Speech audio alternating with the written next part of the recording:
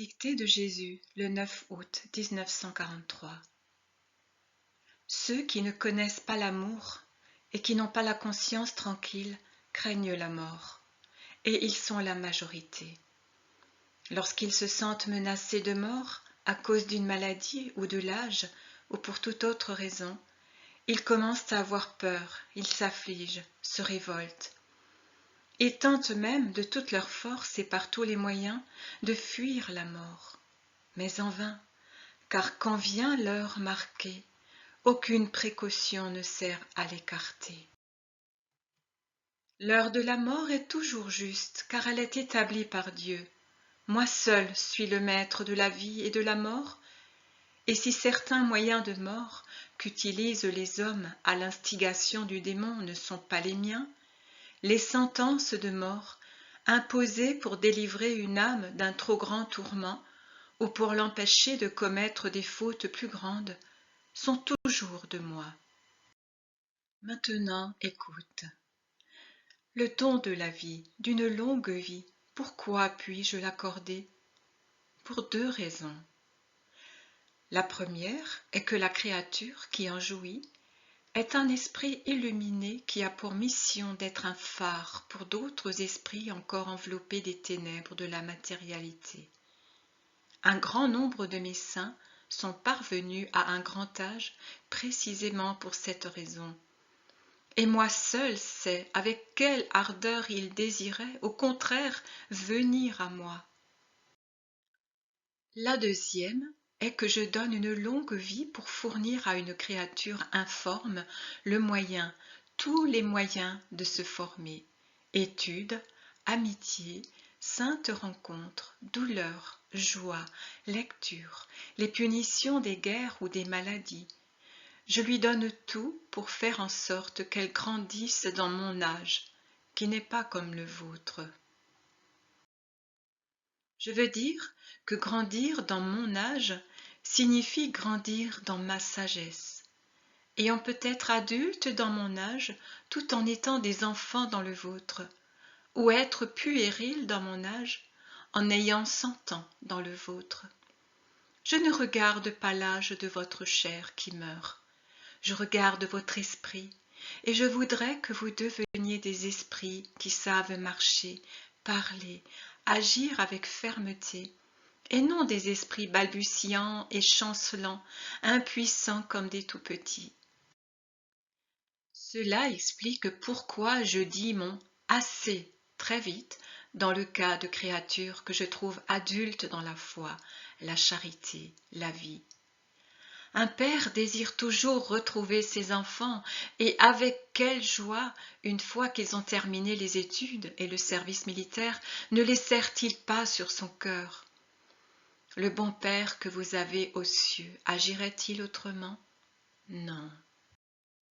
Lorsqu'il voit qu'une créature est adulte dans son esprit, il brûle d'envie de la voir avec lui, et si, par pitié pour le peuple, il laisse parfois ses serviteurs sur terre pour qu'ils servent d'aimants et de boussole aux autres, d'autres fois il ne résiste pas et il se donne la joie de mettre au ciel une nouvelle étoile avec l'âme d'un saint. Ce sont deux attractions et deux aspirations provenant d'un agent unique, l'amour. L'âme attire à elle son Dieu, ici où tu es, et Dieu descend trouver ses délices auprès de la créature aimante qui vit de lui. L'âme aspire à s'élever pour être, à jamais et sans voile, avec son Dieu. Du centre de son ardeur, Dieu attire à lui l'âme tout comme le soleil attire la goutte de rosée, et aspire à l'avoir près de lui, pierre précieuse enfermée dans son triple feu qui donne la béatitude. Les bras levés de l'âme rencontrent les bras tendus de Dieu, Maria. Et quand ils se touchent, s'effleurent rapidement, c'est l'extase sur terre. Quand ils s'étreignent de façon durable, c'est la béatitude sans fin du ciel, de mon ciel que j'ai créé pour vous, mes bien-aimés, et qui m'apportera une surabondance de joie lorsqu'il sera rempli de tous mes enfants chéris. Quelle éternelle journée de joie incommensurable que la nôtre, pour nous qui nous aimons. Nous, Dieu un et trine, et vous, les enfants de Dieu. Mais ceux qui, par malheur, n'ont pas compris mon amour, ne m'ont pas donné leur amour, n'ont pas compris qu'un seul savoir est utile, celui de l'amour, pour ceux-là, la mort est à craindre. Ils ont peur, encore plus peur s'ils sentent qu'ils n'ont pas très bien agi ou agi absolument mal. La bouche mensongère de l'être humain, il est rare que sa bouche dise la vérité si belle et bénie, la vérité que moi, Fils de Dieu et parole du Père, vous ai enseigné à toujours dire. La bouche mensongère de l'être humain dit pour tromper et se réconforter lui-même et pour tromper les autres. J'ai bien agi et j'agis bien. Mais la conscience, comme un miroir à deux faces entre votre moi et l'œil de Dieu, accuse l'humain de ne pas avoir agi et de ne pas agir du tout comme il le proclame. Donc, une grande peur les hante. La peur du jugement de celui à qui les pensées, les actes, les affections de chacun ne restent pas cachés. Mais si vous me craignez tant comme juge, ô malheureux, pourquoi n'évitez-vous pas de m'avoir pour juge? Pourquoi ne faites-vous pas de moi votre père? Si vous me craignez, pourquoi n'agissez-vous pas selon mes commandements? Ne savez-vous pas m'écouter quand je vous parle d'une voix de père qui vous guide d'heure en heure d'une main aimante? Mais obéissez au moins quand je vous parle d'une voix de roi. Ce sera une obéissance moindrement récompensée, car moins spontanée et douce à mon cœur. Mais ce sera toujours de l'obéissance. Alors, pourquoi ne le faites-vous pas? On n'évite pas la mort. Bienheureux ceux qui arriveront à cette heure, revêtus d'amour, à la rencontre de celui qui vient. Leur mort sera paisible comme le passage de mon Père sur terre, lequel n'eut aucun sursaut, car c'était un juste dont la vie fut sans reproche.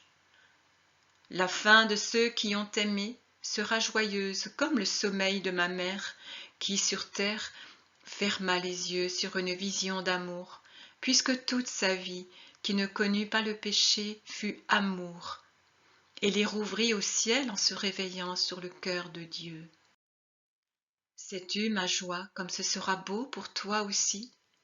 Ce matin, quand moi, Eucharistie, je venais à toi, tu as tressailli d'extase, car tu m'as vu qui me donnais à toi.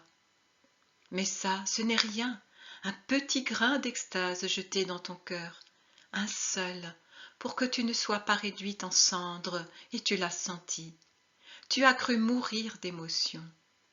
Mais quand le moment viendra, je verserai en toi un torrent de joie, car il ne sera plus nécessaire de préserver ta vie humaine, et nous partirons ensemble.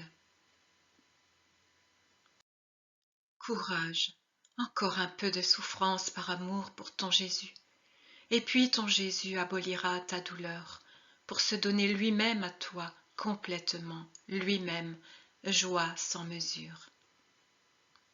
Maria Valtorta écrit ensuite. En effet, ce matin j'ai eu une impression si vive que j'ai failli crier, parce que l'on crie non seulement d'effroi ou de douleur, mais aussi pour une trop grande joie. J'ai cru que mon cœur allait céder dans la joie et que j'allais mourir comme cela, l'hostie encore sur ma langue.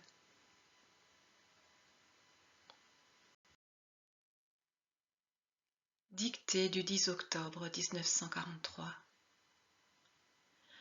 Ô humains, qui vous donnez de la peine pour acquérir et conserver les richesses périssables, comment se fait-il que vous ne vous donniez pas la peine de conserver en vous cette immense richesse surnaturelle de la grâce qui vous garde en contact avec Dieu et vous nourrit de ses lumières, comme l'enfant qui va naître est nourri dans le sein d'une mère à travers les fibres qui l'unissent à elle. Et effectivement, Vous êtes des enfants qui vont naître à la vie du ciel. Cette vie que vous vivez sur terre dans le jour mortel n'est pas la vie. Elle n'est que la formation de votre être futur d'éternel vivant.